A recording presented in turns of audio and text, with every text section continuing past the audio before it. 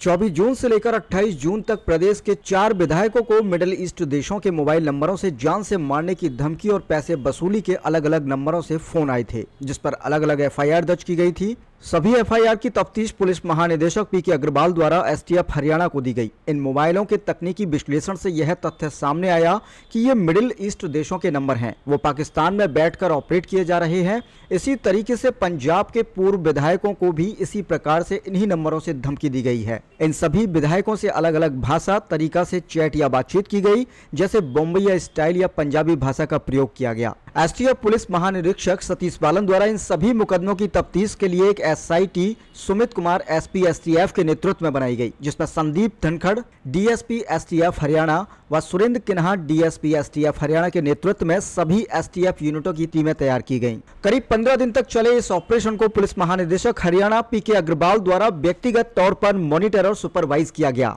इस मामले में हरियाणा पुलिस के द्वारा सेंट्रल एजेंसी की भी मदद ली गई। एसटीएफ के द्वारा इन सभी मोबाइल नंबरों व आईपी एड्रेस का तकनीकी विश्लेषण किया गया और सेंट्रल एजेंसी का भी सहयोग लिया गया। इस तकनीकी विश्लेषण में करीब 5 टीमों ने अलग अलग कार्य किया। इस कड़ी में काम करते हुए एसटीएफ हरियाणा द्वारा एक योजनाबद्ध तरीके से प्लान तैयार किया गया, जिस पर एसटीएफ हरियाणा ने एक सुनियोजित प्लान के तहत इनको पैसे देने के लिए इनके खाता नंबर व मोबाइल नंबर मांगे। उन खाता नंबरों को ट्रेस करने के लिए अलग अलग टीमों ने मुंबई और मुजफ्फरपुर बिहार में रेड की। इस मामले में हरियाणा एसटीएफ आईजी सतीश बालन ने कहा कि गिरफ्तार किए गए आरोपियों के पास से 2 passbook, 2 डायरियां, 1 register, 42 mobile SIM, 19 mobile phone, 37 ATM card बरामद किए गए हैं। अब तक आरोपियों से 55 ATM card, 24 mobile phone, 56 mobile SIM, 22 passbook, chequebook और 3,97,000 की नकदी के साथ एक गाड़ी भी बरामद की गई है। ये लोग आम आदमी गरीब व्यक्तियों से संपर्क करके उनको लालच देकर 15 से 20,000 रुपए तक का उनका बैंक में खाता खुलवा कर उस खाते के सारे कागजात, bank passbook, cheque, ATM card, ATM password अपने पास रख लेते थे। साथ ही हर खाते को ऑपरेट करने के लिए फर्जी सिम कार्ड खरीद लेते थे। इस रेड के दौरान मुंबई पुलिस क्राइम ब्रांच व एसटीएफ बिहार व बिहार पुलिस का पूर्ण सहयोग रहा। पूरे मामले की तफ्तीश के दौरान इन दोषियों से करीब 10 ऐसे पाकिस्तान में रहने वाले व्यक्तियों का पता लगा है, जिनके द्वारा धमकियां दी जाती थी और उनसे एक्सटॉर्शन का पैसा मंगवाया जाता था। 4 लोगों को वहाँ से हमारी टीम पहुँची, उनके साथ मिलके 4 लोगों को वहाँ से हमने डिटेन किया, पूछताछ करते हुए यहाँ ले आए हैं। उनका नाम का विवरण ऐसा है कि अमित यादव है उर्फ राजेश शाह, और एक सादिक अनवर है, एक सनोज कुमार है, और ये तीनों को तो हमने मुजफ्फरपुर में ही कर लिया। एक जो मेन बंदा है जो मिडिल ईस्ट कंट्री में भी रह के यहाँ आया हुआ था, सो वो जो कैश आलम करके एक लड़का था, उसको हमने बहुत एक रात पूरा पीछा करता कहीं नेपाल बॉर्डर में बेतिया एक ज़िला है, वहाँ से इसको हमने डिटेन किया है। फिर इन सब से पूछताछ की गई है।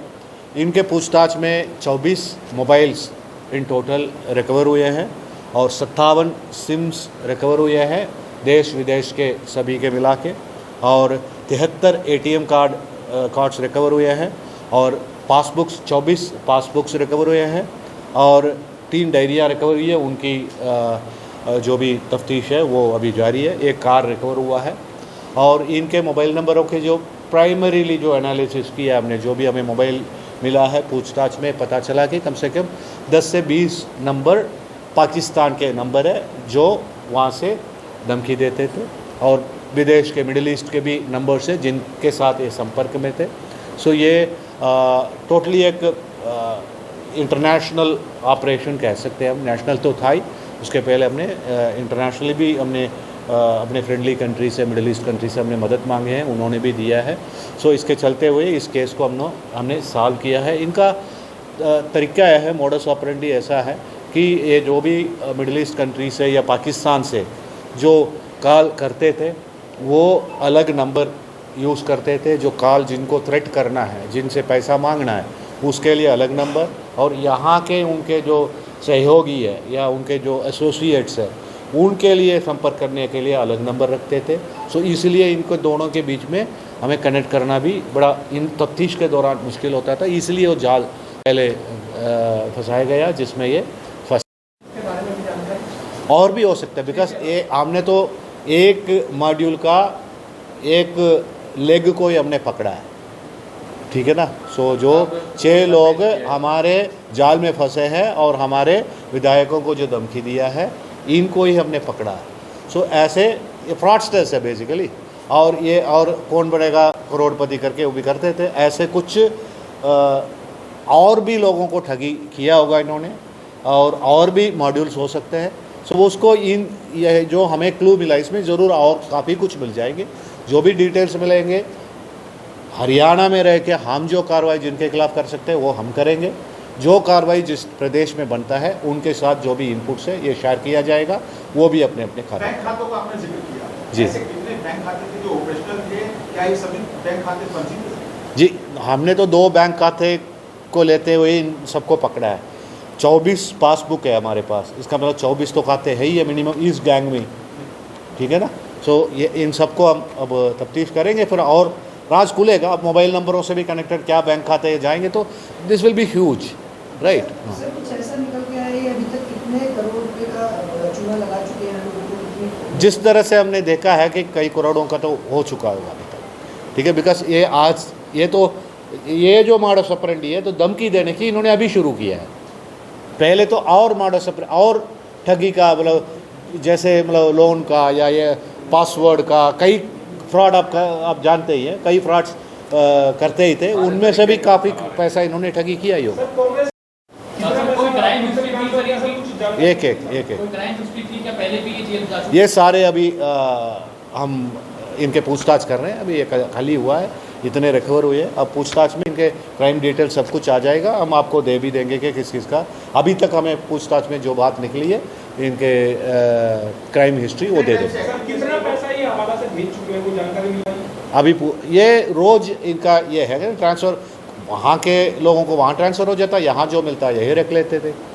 सर इन्होंने हरियाणा के विधायकों को तो अपना निशाना बनाया। इसके अलावा भी नहीं, ये इसके अलावा भी इन्होंने एक श्री कृष्णदेव भंडारी है नाथ जालंधर के XMLA, उनको फ़ोन किया है, और एक XMLA है राजकुमार विरका जी, उनको भी फ़ोन किया है। सो श्री OP सोनी जी है, इनको भी फ़ोन किया है। सो इन सबको इन्होंने कोशिश किया है, पैसे कई लोगों से मांगने की कोशिश की है। सर क्या ऐसा कोई लिंक निकल कर आया जैसे पाकिस्तान से यहाँ पर MLAs को फोन करके एक्सटॉर्ट कर रहे हैं? क्या ये लोग पाकिस्तान के भी किसी जानकार व्यक्ति को, इतने बड़े व्यक्ति को? नहीं, अभी नहीं, नो नथिंग। इसके अलावा इतने सारे मोबाइल सिम और किस तरह से पूरा ऑपरेट करते थे? क्या कॉल सेंटर इन्होंने बनाया हुआ था? No call center, no call center so far we have unearthed. हो सकता है जो विदेश में, पाकिस्तान में ऐसे कॉल सेंटर हो, लेकिन यहाँ ऐसे कुछ नहीं। बिकॉज कॉल्स तो जनरेट वहीं से हो रहे थे ना, पाकिस्तान से हो। इनका कोई पाकिस्तानी कनेक्शन या मिडिल ईस्ट कंट्री का कोई कनेक्शन है 6 लोगों में किसी का?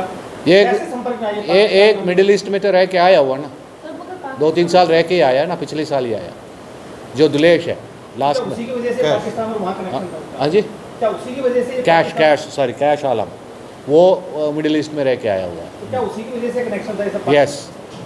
सर आपने डेबिट कार्ड बरामद किए, पासबुक बरामद किए, क्या इनसे कितना कैश मिला है इनसे? जी, अब वो सारे मैटर ऑफ इन्वेस्टिगेशन, अभी इन सबको हम निकाल के कितने बैंकों में पड़े हैं पैसे। बिकॉज हमारा प्राइमरी जो प्रायोरिटी जो थी वो सभी मुलजिमों को, बिकॉज ये सेंसेशनल होता जा रहा था, लोगों के बीच में एक सेंस ऑफ इनसिक्योरिटी पैदा हो जाती है जब MLAs को ही धमकी मिलने लगी है। तो इनको पकड़ना प्रायोरिटी थी, पकड़ लिया। अब हमारे कस्टडी में है, रिमांड लिया हुआ है, और इनसे अच्छे पूछताछ करके कम्प्लीटली